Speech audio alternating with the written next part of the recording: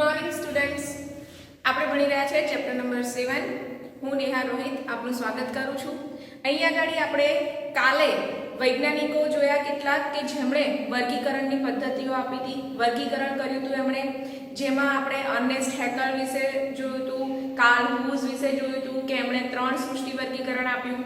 હવે આ 3 સૃષ્ટિમાં એમણે મોનેરાને 2 ભાગમાં વહેંચી દીધેલા હતા, જેમણે વી ટેકરે ફરી પાછા ભેગા કરી અને 5 સૃષ્ટિ વર્ગીકરણ આપ્યું. એમાં જે 2 સૃષ્ટિ હતી એમાં હતી આર્કિયોબેક્ટેરિયા અને યુબેક્ટેરિયા. એને ભેગા કરીને વી ટેકરે એક સૃષ્ટિ બનાવી, જેને આપણે કીધું સૃષ્ટિ મોનેરા. એ પ્રોકેરિયોટિક હતી. અને પછી જે એમાં ત્રીજી સૃષ્ટિ હતી કાર્લ હુઝની, જેને આપણે કીધું હતું યુકેરિયોટ્સ. આ યુકેરિયોટ્સ જે છે એના ફરીથી લક્ષણોને આધારે વિભાગ પાડ્યા વી ટેકરે, અને વી ટેકરે એ યુકેરિયોટમાંથી બીજી 4 સૃષ્ટિ બનાવી અને એ 4 સૃષ્ટિ અને મોનેરા એમ ભેગા કરીને 5 સૃષ્ટિ એમણે આપી. એટલા માટે આપણે એને કહીએ છીએ 5 સૃષ્ટિ વર્ગીકરણ. હવે આ 5 સૃષ્ટિ વર્ગીકરણમાં એમણે કેટલાક લક્ષણોને ધ્યાનમાં રાખ્યા અને આ વર્ગીકરણ કર્યું. તો થોડાક લક્ષણો અહીંયા આગળ આપણે જોઈ લઈએ.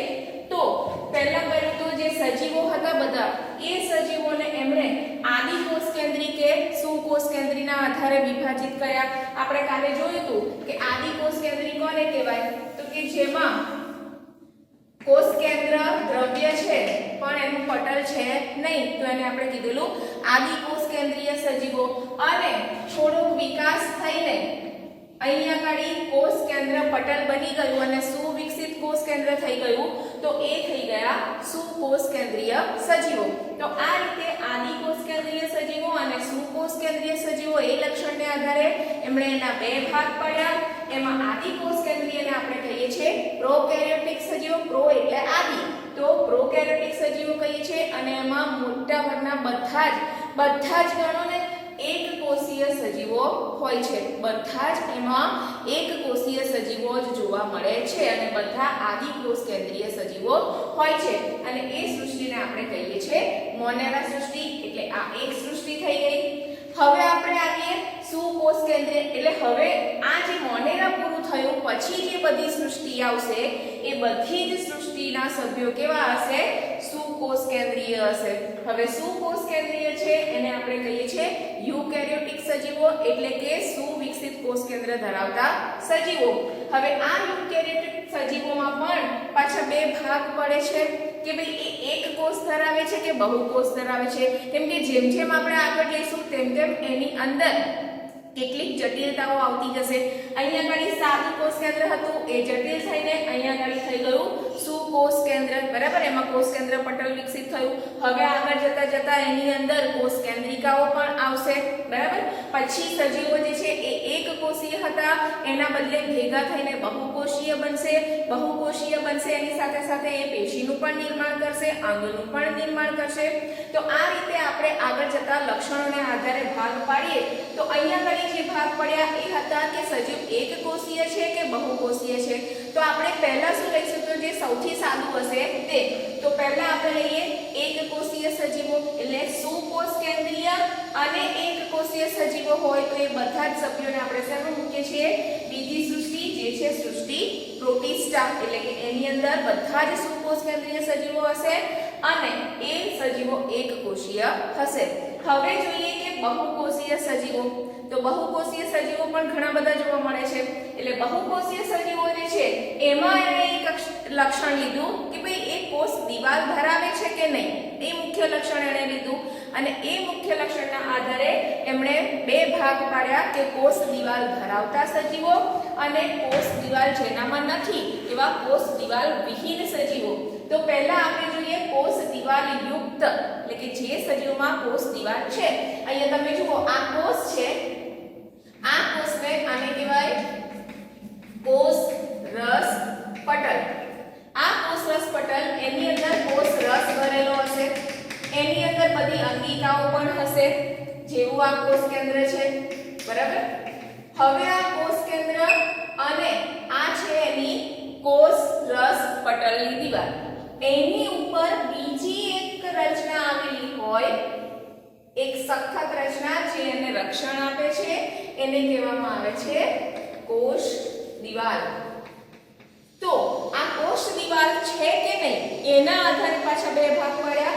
તો કોષ દિવાલ જેનામાં છે એ અને કોષ દિવાલ જેનામાં નથી તે. પણ હજુ પાછા કોષ દિવાલ યુક્ત પણ બે પ્રકારના છે. એમાં આપણે આધાર લીધો કે એ જાતે પોતે પોતાનું પોષણ મેળવે છે એટલે કે પ્રકાશ સંશ્લેષણ કરે છે કે પ્રકાશ સંશ્લેષણ નથી કરતા એની વાત કરીએ. તો પહેલું લક્ષણ આપણે લીધું પ્રકાશ સંશ્લેષણ ન કરી શકતા હોય એવા સજીવોને એક સૃષ્ટિમાં વહેંચી દીધા જેને કહેવામાં આવે છે સૃષ્ટિ ફૂગ. એ પ્રકાશ સંશ્લેષણ કરી શકતા નથી એટલે કોષ કેન્દ્રીય પણ છે, બરાબર, બહુકોષીય છે, કોષ દિવાલ યુક્ત પણ છે પણ પ્રકાશ સંશ્લેષણ કરી શકતા નથી.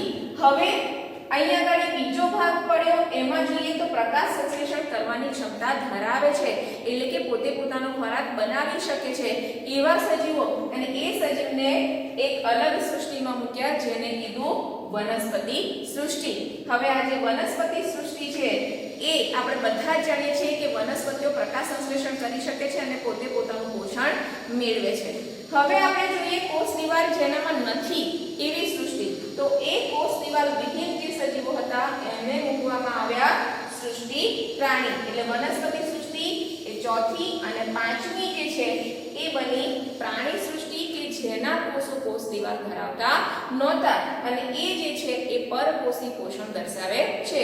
તો આવા બધા લક્ષણોને આધારે એમણે 5 સૃષ્ટિ વર્ગીકરણ આપ્યું હતું. હવે આપણે એને ડિટેલમાં જોવાનું છે કે ભાઈ મોનેરા છે તો મોનેરામાં હજુ કયા બીજા લક્ષણો જોવા મળે છે, પ્રોટિસ્ટા છે તો એમાં બીજા કયા લક્ષણો જોવા મળે છે. તો એવી રીતે આપણે આ દરેક સૃષ્ટિનો ડિટેલમાં અભ્યાસ કરીશું.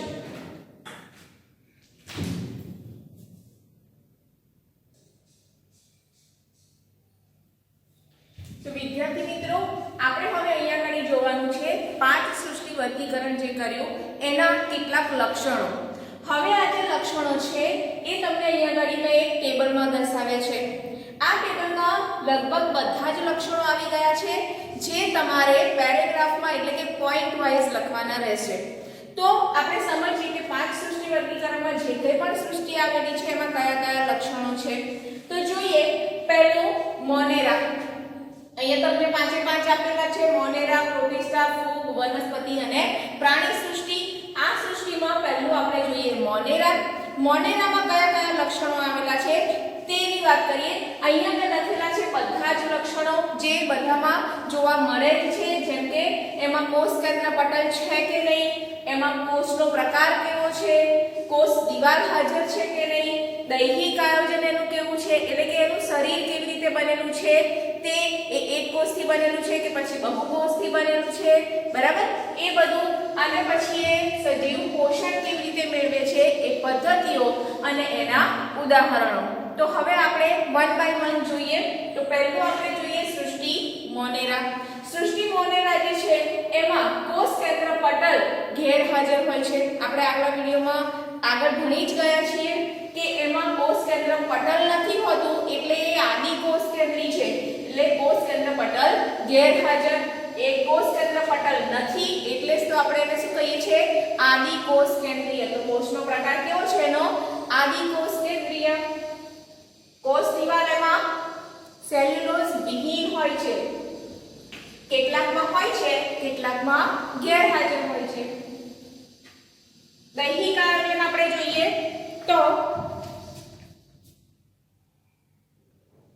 તે બધા જ એક કોષીય સજીવો છે એટલે કે કોષીય આયોજન જોવા મળે છે.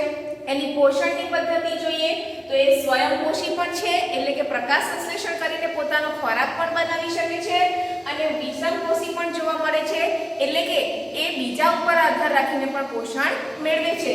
એમાં મૃતોપજીવી જોવા મળે છે, પરોપજીવી પણ જોવા મળે છે, મૃતોપજીવી પણ જોવા મળે છે. અને એના ઉદાહરણો જે છે એમાં આવે છે બેક્ટેરિયા. બેક્ટેરિયામાં તમે સાયનોબેક્ટેરિયા પણ લઈ શકો છો, માઇકોપ્લાઝ્મા પણ લઈ શકો છો.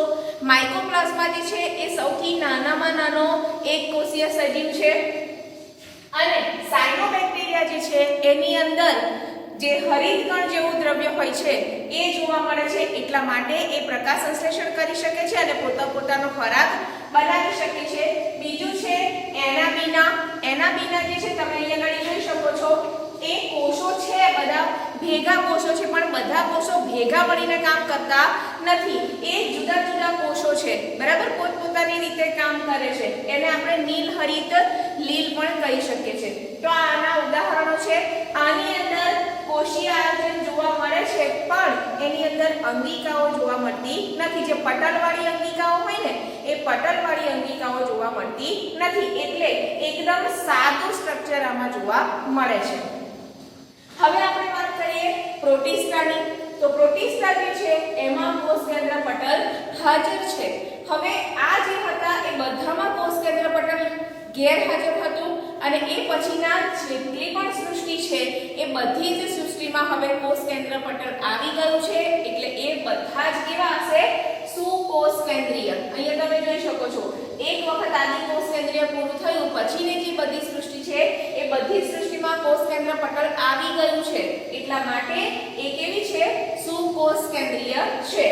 હવે કોષ દિવાલની વાત કરીએ આપણે તો કોષ દિવાલ અહીંયા આગળ પ્રોટિસ્ટામાં કેટલાકમાં હાજર હોય છે અને કેટલાકમાં હોતી નથી. દૈહિક આયોજન જોઈએ, એનો દેહ કેવી રીતે બનેલો છે, શેનો બનેલો છે? તો એ પણ કોષીય આયોજન ધરાવે છે. એટલે હજુ સુધી કોષો ભેગા મળીને પેશી બની નથી. એ આખો સજીવ એક જ કોષથી બનેલો હોય છે. પણ એનામાં એક એક્સ્ટ્રા રચના જોવા મળે છે, કંઈક વધારે જોવા મળે છે મોનેરા કરતા, જે છે કશા અને પક્ષમા જેવી રચનાઓ જોવા મળે છે, જેનાથી એ પાણીમાં હલી ચલી શકે છે, તરી શકે છે બરાબર, એક જગ્યાએથી બીજી જગ્યાએ જઈ શકે છે.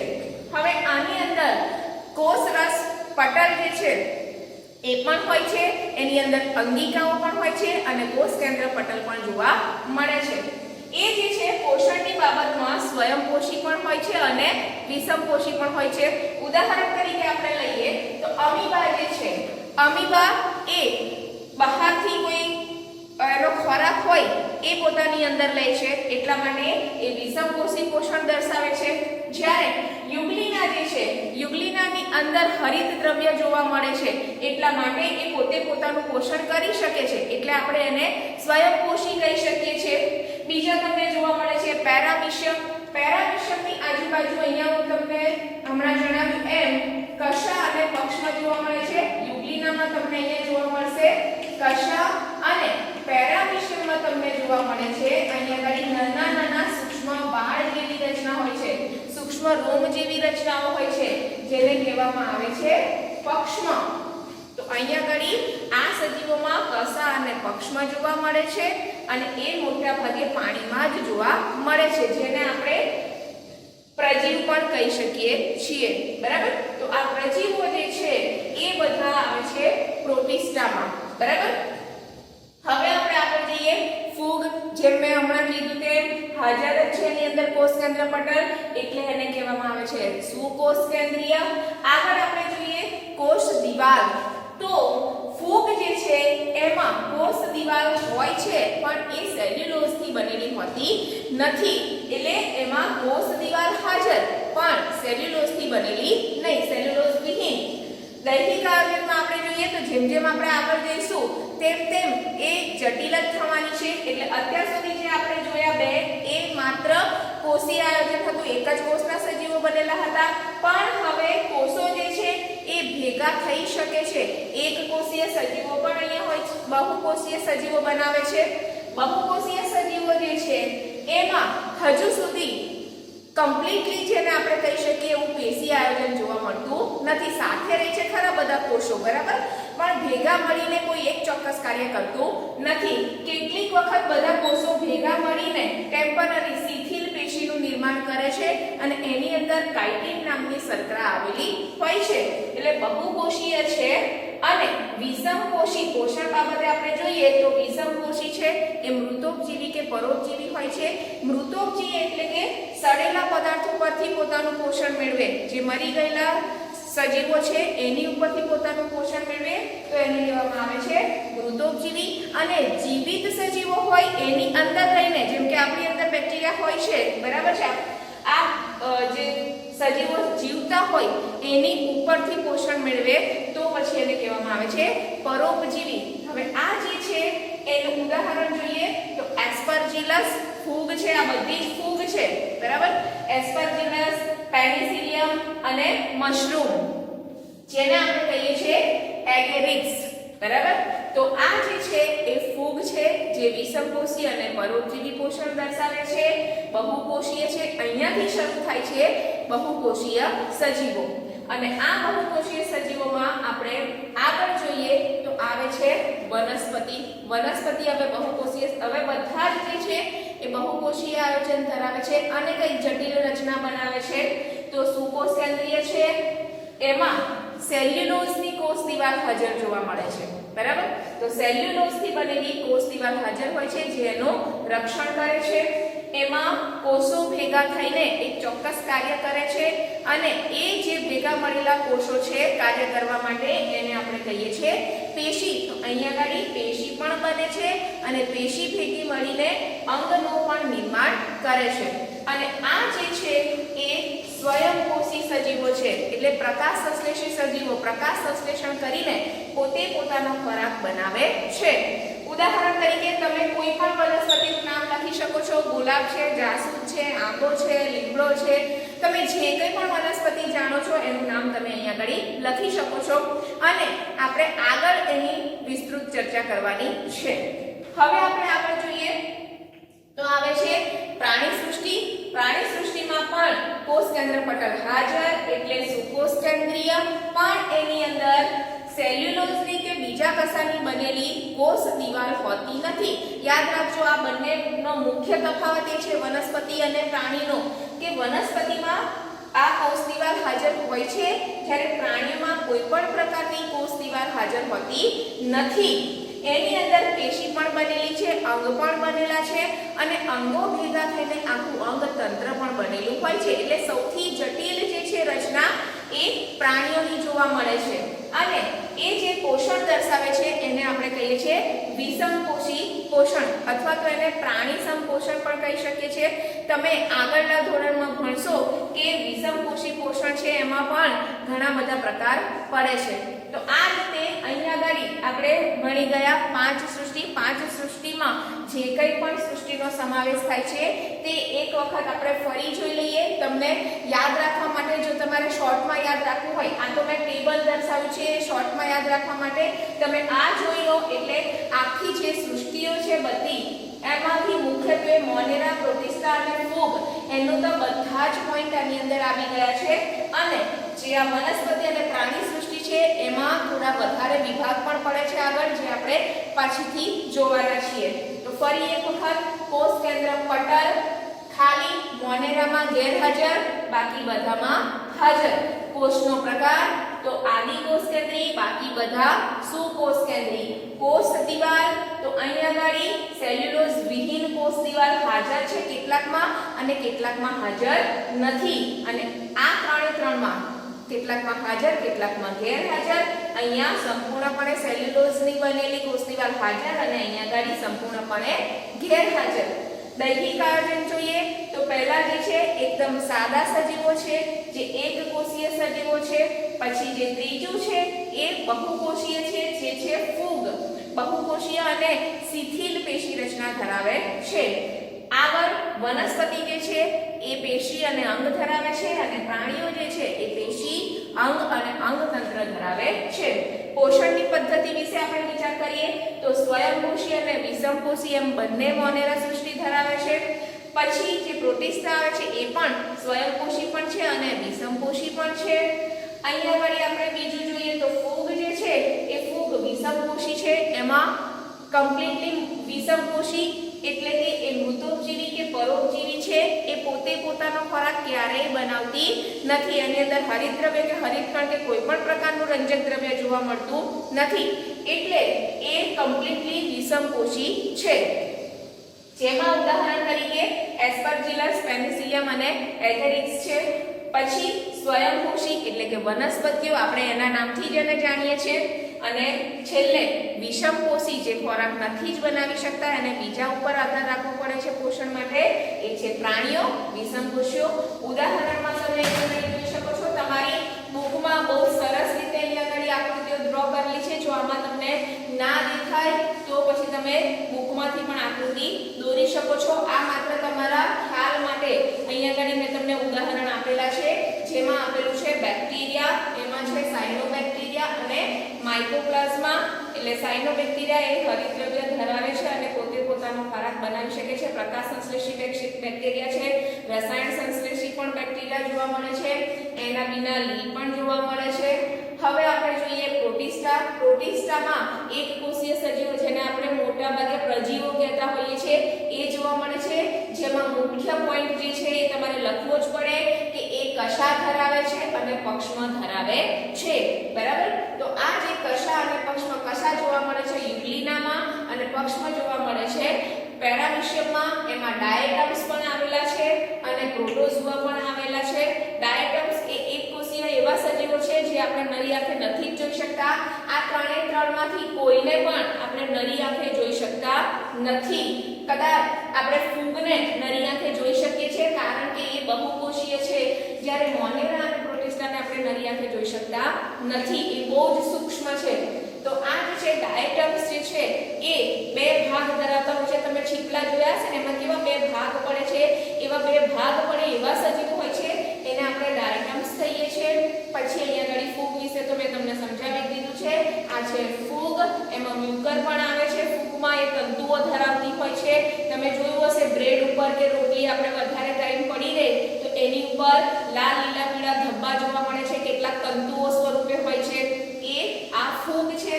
પછી વનસ્પતિ અને પ્રાણીઓ. તો આ રીતે વીટેકરે 5 સૃષ્ટિ બનાવી હતી, જેનું વર્ગીકરણ આપણે જોઈ ગયા. હવે પછી જે આપણે જોવાનું છે એ છે વનસ્પતિ સૃષ્ટિ અને પ્રાણી સૃષ્ટિ.